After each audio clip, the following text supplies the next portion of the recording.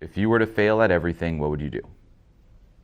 If you were to fail, like you eliminate the outcome basically. Purpose equals process, not result, right? Because you can always do more. Yeah.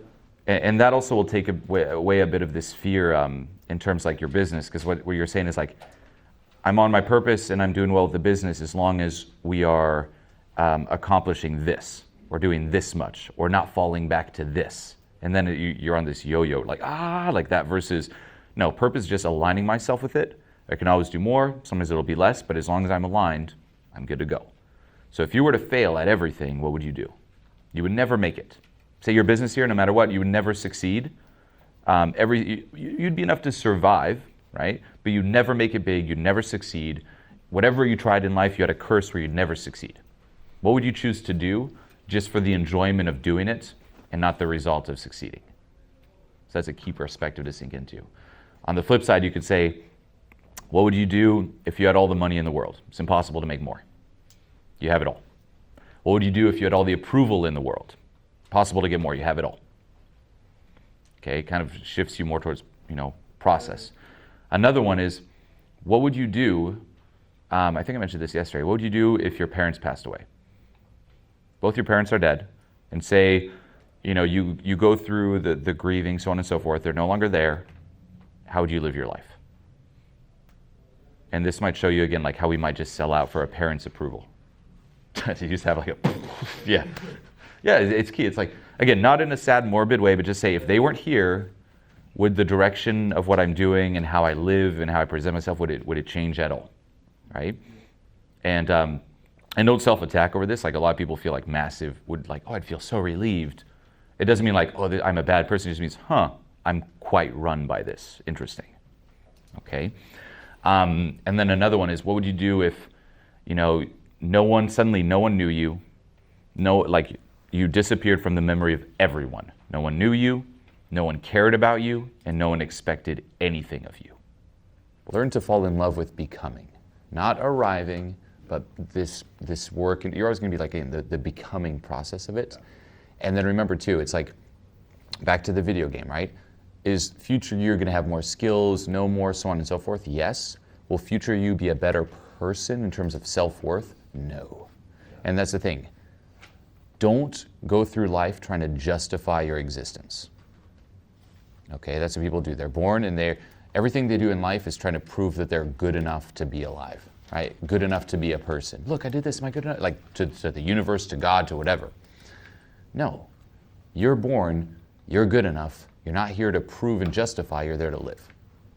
Don't justify your existence, live and thrive. Okay? Yeah.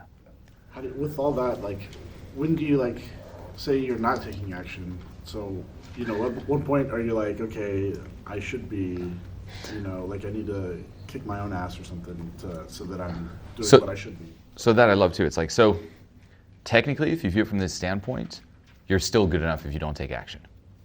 No, regardless, remember, it's like character, player. Whether the character succeeds at the missions and levels up or not, you as a player remain unaffected. So your self-worth as a human doesn't depend on anything external. That's what I'm saying, this whole becoming enough, what you're saying is, I'm only enough every time I take action or when I take action. Or I'm only enough when I think this or this. So it's always that assumption that you're not good enough, and it's like this trying to prove. Okay? So it's like self-worth. And what you realize is that even self-worth, none of us are inspired to be idle and do nothing, right? You sit down, it's like you're just inspired to do stuff. And if you just go in this state of embracing, when there's the inspiration to take action, you embrace it and you take action. All these self-help rules, including spiritual rules, are meant to enhance your life and give you, let's just say, a lighter experience, not add more judgment, pressure, and heaviness. And that's what we do. It's like you might even read something like Eckhart Tolle, and it's like, be present. You're like, I'm not present. I need to be present every second. Be productive. We got to be productive every second. And then self-attack. Okay, what about, what I would say with self-help rules is follow them most of the time, but also break them sometimes. Not all the time, but sometimes. Be okay to break those rules. So what does that mean? If you audit your life and there's never a moment where you slack off and do nothing productive, start adding that in your life. Add some unproductivity to your life. And be okay with the unproductivity. Because what people will do is they'll go, say, watch a movie, and then the entire time, instead of enjoying the movie, they're self-attacking, saying, I should be doing this instead. And that's the pure waste. It's like pulled in two directions. It's old school, dude. It's work hard, play hard. When you work, you fucking lock in and you're there. And when you play, you don't even think about work. You don't even think about productivity. You got to schedule in some fuck around time. I schedule some fuck around time every day. Where it's like there's zero productivity, 0 point. It's like, and where you just give yourself full blast permission to just let yourself off the fucking hook. But then on the flip side, when you work though, then it's not time to mix the two. Then it's like, then I'm fucking there, right? You can even read books like the famous one that got passed around, like Deep Work, right? You want like deep work immersions, then chill, versus this combo of the two. And that's what people kind of do. It's like when they're fucking around, they're thinking about being productive. When they're trying to be productive, they're thinking about fucking around, yes. Right? And it's like, okay, you're fucked there. So it's like, it'd be okay. It's fine if you're not productive. It's fine if you slack off at times. Add some humanity to it versus some strictness. Strict living will rob the joy out of life, dude. Then it still feels like there's not enough time to accomplish different goals. So what if you don't? You can always accomplish more. Don't place the finish line in the future. You could die today. Right? There's always more and more and more and more goals. You accomplish one, it unlocks the opportunity to accomplish another one. You can also think of it as like, there is no better future. Do you work? Seems like you work out, right?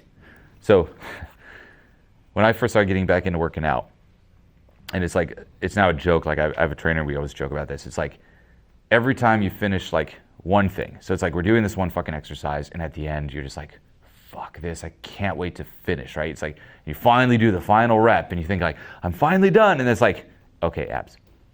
You're like, fuck, so I did all this just to get to fucking abs. And then after abs, okay, now we do this. So there is no better future. It's like you're in this rush to get somewhere, but it's just more of this. And the key is like, hey, just enjoy the moment. Where are you trying to get? Right? It's like, dude, you'll accomplish one goal, it'll unlock the next goal. It's like, okay, here's now the next one. And we would keep rushing, and then we die. You know? Still, by all means, accomplish goals, but don't make that goal like a barrier to your own well-being and happiness. Right? It's like the same with like people and purpose. It's like, you know, for me to do my purpose, I need this thing to happen. It's like, no, you can align with it now and still go over that thing. Don't rob yourself from aligning with it now. For you, it's like, for me to be happy, I need this thing to happen. No, be happy now and still do that thing. These goals that are meant to inspire you, or things that are meant to help you with your purpose, let them be things that inspire you and help you. Don't turn them into barriers. Right? The classic example is the one that all the online coaches now talk about, right? Where it's like, this is the new catchy term. It's like, you don't need a big brand to be a coach. And that's true, you don't. Does it help? Fuck yeah, but you don't need it. So what happens is, a mistake coaches fall into is that they focus on building the brand versus helping people. That's the purpose, the helping people. Does the brand help you help more people? Yes. But they turn this thing that's meant to help them into a barrier. I can't help people until I have the brand. So don't do that here. This thing is meant to help or inspire you. Don't turn them into barriers. That's what you're saying. I can only be happy when I accomplish more. What is more? Endless.